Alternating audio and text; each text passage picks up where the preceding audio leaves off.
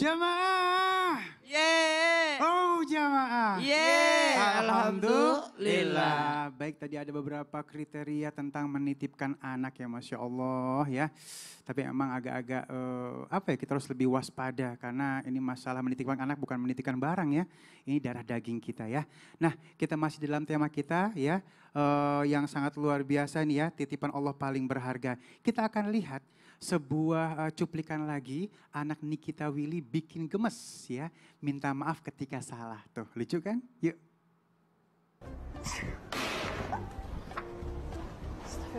Maafku. Yeah, it's okay.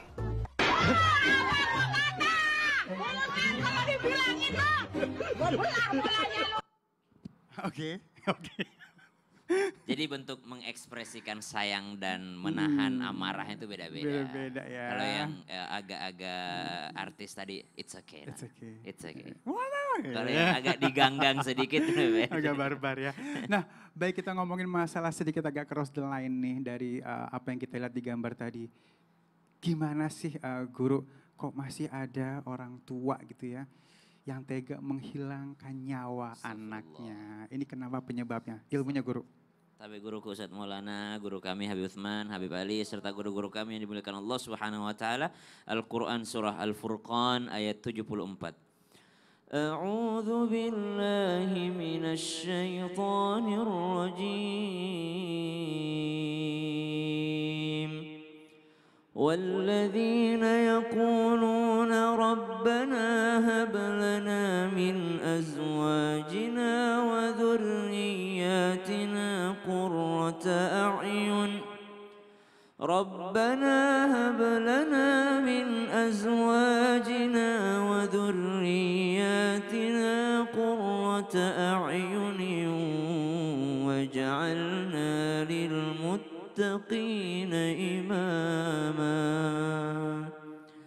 Dan orang-orang yang memohon kepada Allah Subhanahu wa taala dalam permohonannya, dalam doanya, mereka berkata, Rabbana, wahai Tuhan kami, hablana, anugerahkanlah kepada kami, min azwajina, yaitu dari pasangan kami, wa dzurriyyatina, dan juga anak cucu keturunan kami, qurrata a'yun, yang menjadi penyejuk mata kami, penyejuk pandangan kami, dan membuat hati kami riang gembira bahagia melihat mereka. Maka orang-orang ini adalah orang-orang yang bersabar.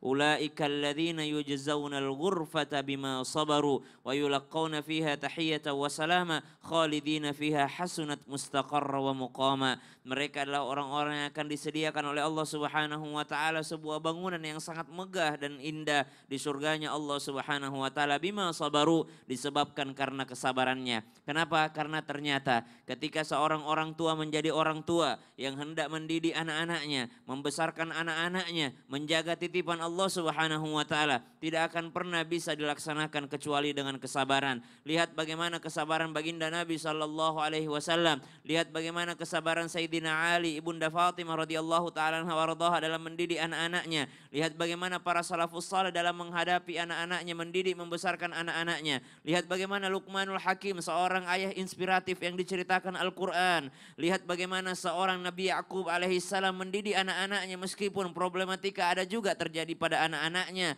Lihat bagaimana Nabi Yusuf alaihissalam, Nabi Ibrahim alaihissalam dalam rangka punya anak begitu lama baru Allah Subhanahu wa taala berikan keturunan padanya. Bagaimana Nabi Ibrahim alaihissalam, Abul Anbiya, bapaknya para nabi, mendidik dengan kesabaran para anak-anaknya. Nabi Ismail alaihissalam, begitu banyak contoh dari para salafus saleh radhiyallahu anhum wajma'in yang memberikan kita inspirasi dalam rangka mendidik anak. Lalu bagaimana ada seorang orang tua yang tega menganiaya, ada orang tua yang tega menghilangkan bahkan nyawa seorang anak yang tidak ada dosa di pandangan Allah Subhanahu wa taala. Apa penyebabnya? Yang pertama, karena tiadanya iman, tiadanya kepercayaan kepada Allah Subhanahu wa taala dan hari akhir. Ada orang yang berani dan tega melakukan dosa sekalipun itu karena kurangnya iman, lemahnya iman, bahkan bisa dikatakan tidak adanya iman. Kenapa? Dia tidak tahu dan tidak takut akan tanggung jawab di hadapan Allah Subhanahu wa taala. Anak ini tidak ada dosa,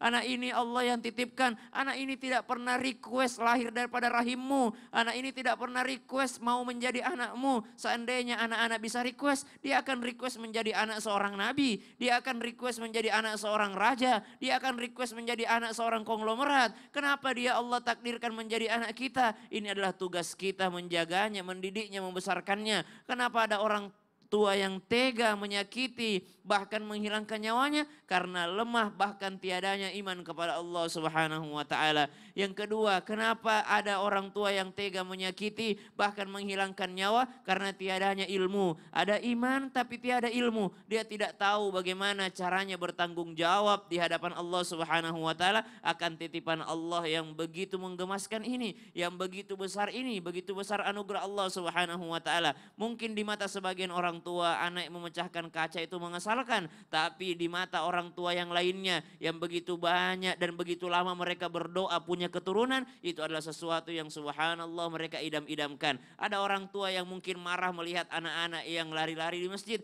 tapi di antara mereka ada juga dalam hatinya menangis, ya Allah, kapan saya juga punya anak yang seperti itu, saya juga pengen punya anak ya Allah. Maka marilah kita pandai-pandai melihat nikmat Allah yang telah Allah berikan kepada kita. Teringat ungkapan guru kita Ustazah Oki ketika mengatakan, ibu bahagialah kalau anaknya berisik, anaknya cerewet. Saya punya anak ini lama saya terapi baru bisa mengeluarkan satu kata. Subhanallah, dan ini membuat kita mampu untuk mensyukuri nikmat Allah berupa anak. Allahu ta'ala alam. Oh, giliran ada disia-siain, giliran nggak ada diminta. Subhanallah, makanya butuh iman, butuh Sama ilmu. Terima kasih guru ilmunya. Masya Allah, Masya Allah ya. Baik, kita masuk lagi ke dalam segmen Tanya Dong Ustadz. Kami semua tanya dong Ustadz. Baik, kembali lagi kita akan lihat pertanyaan melalui Instagram berli.putri_. Assalamualaikum Ustadz, mau bertanya ke Habib? Wah, langsung nih ke Habib Usman ya. Ya Habibi, Masya Allah, orang tua yang menitipkan anaknya ke pesantren. Bagus ya, tapi ini dia nih, dengan alasan tidak bisa mengurus anak. Apakah boleh ya Bib kalau niatnya seperti itu? Silakan ya Habibi ilmunya. Ya akhir afwan, ya Habib, ya Ali, Ustaz Maulana, Ustaz Syam. Bismillahirrahmanirrahim. Allahumma salli ala Sayyidina Muhammad wa ala ali Sayyidina Muhammad. Kullukum ra'in wa kullukum mas'ulun an ra'iyati. Semuanya menjadi pemimpin dan dimintai pertanggungjawabannya atas apa yang dia pimpin. Yakni ayah mempunyai tanggung jawab terhadap istri dan anak-anaknya. Istri mempunyai tanggung jawab terhadap anak-anaknya. Wajib bagi anak untuk dekat dengan orang tuanya. Orang tua juga mempunyai hak terhadap anaknya untuk dekat dengan anaknya. Ketika seorang anak yang usianya masih 6 tahun, 7 tahun, 8 tahun, atau bahkan 10 tahun tiba-tiba dipesantrenin. Udah deh, ini anak bandel banget, gak bisa diatur, gak bisa diurus, gak bisa dibilangin, gak bisa dinasehatin, udah saya pesantrenin. Gak boleh. Anak itu harus dekat dengan orang tuanya di usia sebelum balignya. Kapan waktu yang terbaik untuk menitipkan anak atau anak dipesantrenin? Waktu yang terbaik anak untuk dipesantrenin adalah usia balik. Usia apa? Baliknya. Mungkin anak zaman sekarang lulus SMP itu udah banyak yang balik. Atau anak zaman sekarang 9 tahun bagi wanitanya, 10 tahun tuh udah balik. Laki-lakinya 15-16 tahun tuh udah mendekati kebalik-balikan tuh. Apalagi zaman sekarang, zaman yang media sosialnya udah dahsyat. Terus ketika ditanya, kita memiliki anak, anak kita masih di bawah usia balik, masih SD, bolehkah kita pesantrenin? Jangan, dekat dulu sama orang tuanya, sayangi, cintai, dan berikan pendidikan yang terbaik. Panggil guru agama, atau ajak ke guru agama, ajarkan mereka, didik mereka. Agar apa? Mengenal Allah Subhanahu wa taala dan dapat kasih sayang daripada orang tuanya. Sehingga anak tersebut menjadi anak yang baik, anak yang mempunyai sosok orang tuanya yang dia banggakan, yang dia sayangi. Bukan kehilangan induknya, bukan kesannya dibuang, bukan kesannya diasingkan. Oleh karena itu, ada yang bertanya, mengurus anak, saya alhamdulillah bisa. Mendidik anak, insya Allah bisa, alhamdulillah. Tapi saya nggak ngerti agama. Maka wajib bagi dia manggil guru agama atau mengajarkan agama atau bawa ke majelis ta'lim. atau bawa ke tempat pengajaran anak atau tempat pendidikan anak dengan Al-Quran dan lain sebagainya. Kalau misalkan usianya sudah balik atau mendekati balik, bolehkah kita pesantren anak tersebut? Anak saya lulus SMP itu langsung pesantren di Hadramaut. Dan alhamdulillah sekarang di pesantren Al-Habib Umar bin Hafiz bin Syekh Abu Bakar bin Salim. Dan alhamdulillah mendapat didikan di sana dengan didikan-didikan yang sangat baik. Dengan tujuan apa? Mempunyai ilmu agama, terbiasa untuk bangun malam, terbiasa bersama dengan teman-temannya, terbiasa agar mereka bersama-sama untuk belajar baca Quran, mempunyai akhlak yang lebih baik, dididik dengan didikan yang baik, terbiasa berkumpul, nyuci sendiri, mempersiapkan semuanya sendiri, mandiri dan lain sebagainya. Dan mendapatkan ilmu hadis, ilmu tauhid, fikih dan lain sebagainya. Dan ketika dapat ilmu tersebut, wa'umil lebih diamalkan di dalamnya. Dan dia bisa mengajar lagi ke tempat-tempat yang lain. Dan ngajarnya khusus di daerah kita, atau daerah negara kita, atau kampung kita, atau kota kita. Dan insya Allah penuh keberkahan daripada lingkungan tersebut. Kalau misalkan ditanya, boleh gak seperti itu? Sangat boleh. Dan wajib bagi orang tua untuk mendidik anaknya. Dan mendidik anak tersebut dengan didikan-didikan yang baik. Dan membawa anak tersebut di tempat yang baik. Diajarkan di tempat yang baik. Dan belajar di tempat yang baik. Dan wajib bagi orang tua memilih tempat di mana anak tersebut belajar. Mana boarding school yang paling bagus? Mana pesantren yang paling bagus? Insya Allah anak saya yang selanjutnya, Syajid, Syatir, Khalisa, Khadijah akan pesantren semuanya nanti di Hadramaut. Dan semuanya insya Allah dibawa ke sana. Dan belajar di tempat tersebut. Dan negeri yang terbaik yang Allah berikan keberkahan. Sebagaimana doa yang Nabi Muhammad SAW, Allahumma barik lana fi Syam, Allahumma barik lana fi Yaman, wa barik lana fi Yaman. Keberkahan di negeri Syam dan keberkahan di negeri Yaman. Oleh karena itu, keberkahan yang dapatkan apalagi dengan guru yang jelas. Yes. Guru yang mempunyai ilmu yang sanatnya langsung sampai Nabi Muhammad SAW. Dengan keilmuan yang dahsyat. Bismillah, tutup mata, selesai. Jadi ada ukuran waktunya guru. Betul, ya. nggak sembarangan anak umur 5 tahun, 3 tahun dipesantrenin. Ya, Oh itu tega. Lagi lucu-lucunya ngapain di Nggak pesantren boleh ini itu, ya, Masya nggak Allah. boleh, nggak boleh. Baik, terima kasih guru ilmunya, Masya Allah. Tuh udah jelas ya. Jadi bukan karena anaknya bader atau susah diajar segala macam ya. Kalau bisa pengajarnya yang paling dasar orang tuanya dulu sehingga akhirnya dapat pahala juga kita ya. Nah baik, kita minta ilmunya guru kita yang dimuliakan Allah Subhanahu Wa Taala, Ustadz Maulana.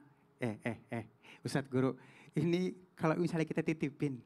Ya, kenapa? Ya, terhitung dosa gak sih? Hah? Kok dosa? Kan gini kan Allah nitipin anak. Kita titipin lagi. Oh gitu?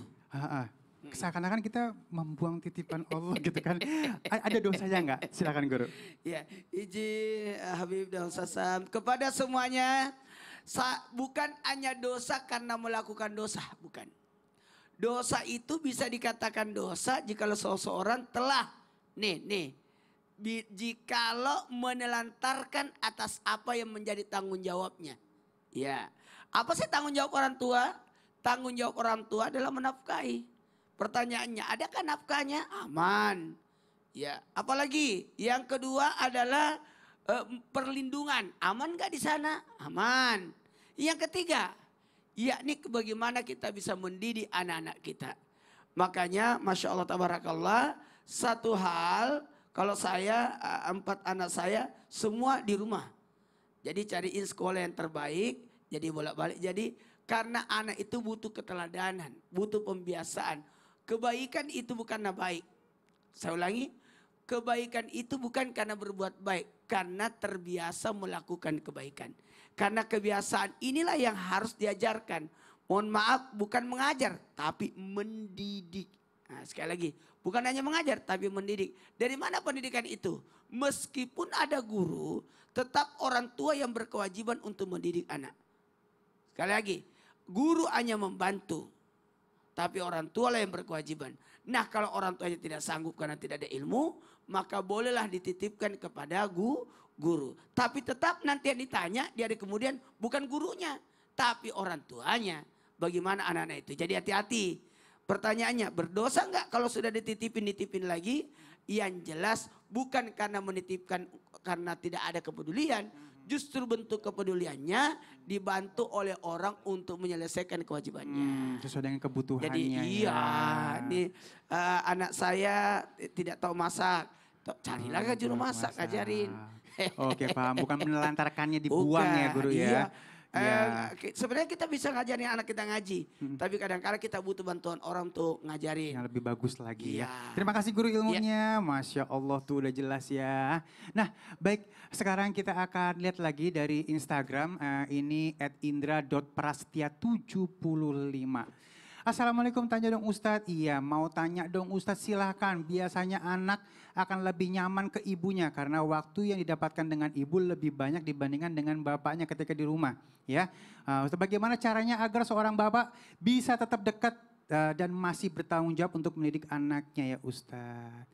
Ibu kan Kalau anak lebih dekat ibunya apa bapaknya? sama aneh deketnya. Kalau anak kalau lagi mau tidur sama ibunya, tapi kalau main sama aneh. Oh, diatur sedemikian rupa ya. Subhanallah. Kalau di rumah sama ibunya minta duitnya sama aneh, makanya deketnya sama aneh guru.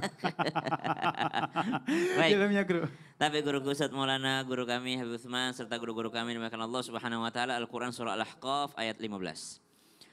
أعوذ بالله من الشيطان الرجيم ووصينا الإنسان بوالديه إحسانا حملته أمه كرها ووضعته كرها وحمله وفصاله 30 شهرا حتى إذا بلغ أشده وبلغ 40 سنة قال رب أوزعني أن أشكر نعمتك التي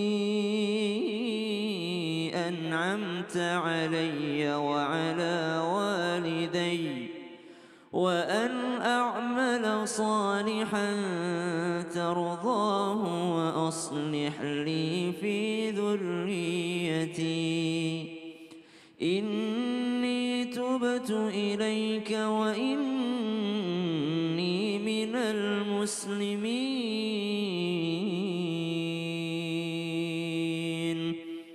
Ayat ini mengajarkan kita sebuah doa, yakni Rabbi auzi'ni an ashkura ni'mataka allati an'amta alai. Wahai Tuhan, bimbinglah aku untuk senantiasa mensyukuri nikmat-Mu ya Rabb yang ada padaku, yang Engkau berikan padaku, dan nikmat yang telah Engkau titipkan kepada orang tuaku. Wa an a'mala salihan tarda, amal saleh yang Engkau ridhai ya Allah. Wa aslih li fi dzurriyyati, perbaikilah kehidupanku, perbaikilah aku ya Allah melalui daripada anak cucu keturunanku. Inni tubatu ilaika wa inni minal muslimin. Sungguh aku menjadi orang yang benar-benar memasrahkan diri, memasrahkan takdirku kepadamu ya Rabb, memasrahkan daripada nasibku padamu ya Rabb. Maka dengan doa ini patutlah kita mensyukuri daripada orang tua kita. Mungkin tidak semua anak mampu untuk mendapatkan kasih sayang dan perhatian yang sama dari setiap orang tua. Perhatian seorang ayah terhadap anaknya beda-beda. Ada yang mungkin tidak bisa memberikan perhatian yang lebih disebabkan karena pekerjaan. Ada mungkin yang tidak bisa memberikan perhatian lebih disebabkan karena fisik. Ada orang tua tidak sibuk bekerja, tapi memang fisiknya yang membuatnya tidak mampu memberikan kasih sayang yang lebih terhadap anak-anaknya. Ada mungkin yang tidak mendapatkan perhatian lebih dari ayahnya disebabkan karena ayahnya meninggal dunia duluan. Mungkin dia sebagai anak yatim, maka beda-beda nasib seorang anak. Akan tetapi ketika sudah menjadi orang tua, wajiblah kita untuk mempelajari daripada apa kewajiban kita terhadap anak-anak. Maka ketika seorang datang mengadukan anaknya kepada Sayyidina Umar bin Khattab radhiyallahu anhu arda, maka yang pertama dipertanyakan oleh Sayyidina Umar bin Khattab adalah bagaimana keadaan daripada ayahnya.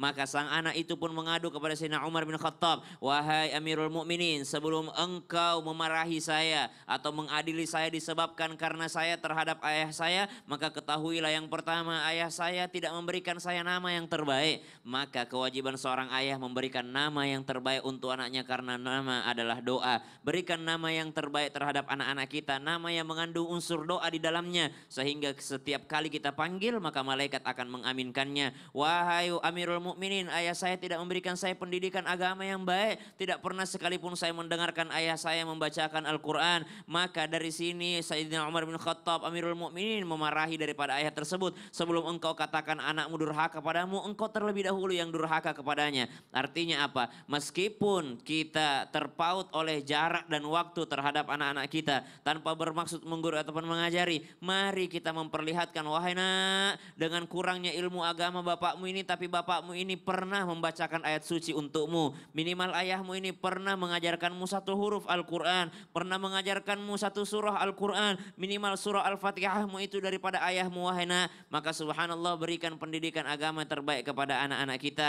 Maka diberikannya dia adalah seorang ibu juga, diberikan dia ibu yang terbaik untuk anak-anak tersebut. Maksudnya apa? Kita mendidik anak, mendidik pasangan juga supaya dia bisa menjadi ibu madrasatul ula yang terbaik untuk anak-anak kita. Maka ternyata ada kewajiban seorang ayah terhadap anaknya, meskipun dikatakan dalam pertanyaan tadi ada seorang ayah yang sibuk. Sesibuk apapun seseorang tidak akan pernah melupakan kewajibannya, karena kewajiban tersebut adalah tanggung jawab di hadapan Allah Subhanahu wa taala. Ada info selanjutnya yang akan disampaikan oleh Mas Fadli dan juga Mas Aiman. Silahkan. Terima kasih banyak Ustadz Syam, jazakallah khairan kasiran. Masya Allah luar biasa ya di bulan Ramadan ini. Kalau kita lihat banyak banget masih orang yang melakukan hal-hal yang seharusnya tidak dilakukan gitu loh.